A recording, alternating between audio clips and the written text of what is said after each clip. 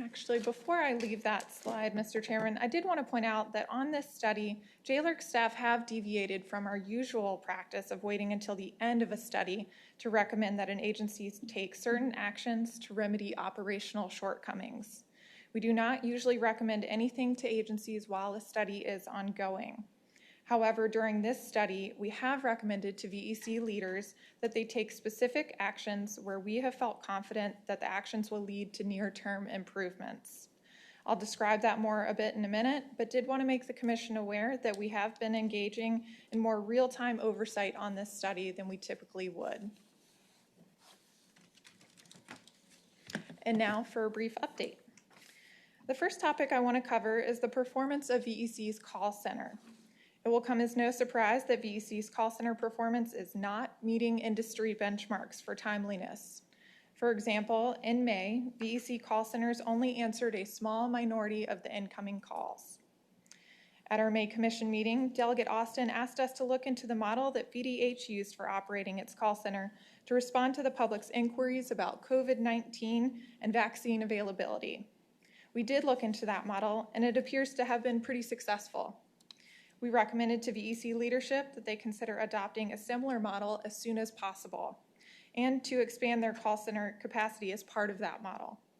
VEC is working to finalize a contract with the same contractor responsible for operating VDH's call center. My understanding is that this will give VEC several hundred new call center operators. This is important to address the call center's ability to respond to current call volume, which is likely to remain high over the next several months and potentially into 2022. The second topic to update you on is VEC's claims processing. As you know, there was a backlog of about 92,000 claims that were going through VEC's adjudication process. Adjudicated claims aren't straightforward and do require further review by VEC to determine the person's eligibility and amount of UI benefit. VEC reports reducing that backlog to around 40,000 claims over the past 2 months, but concern has been raised that additional adjudication issues have been added to their backlog during this time. While working on these issues quickly is a priority given the public's need, we did want to alert the members to the possibility that VEC's efforts to streamline the claims process to reduce that backlog could have some negative downstream effects for both VEC's workload and for claimants if accuracy is being sacrificed for the sake of expediency.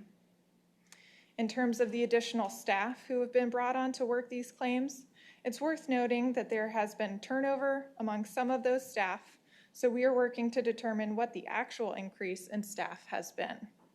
This is something we will have more certainty on in the coming weeks, but the narrative that casts VEC's performance in this area as entirely positive may not be presenting the full picture to legislators.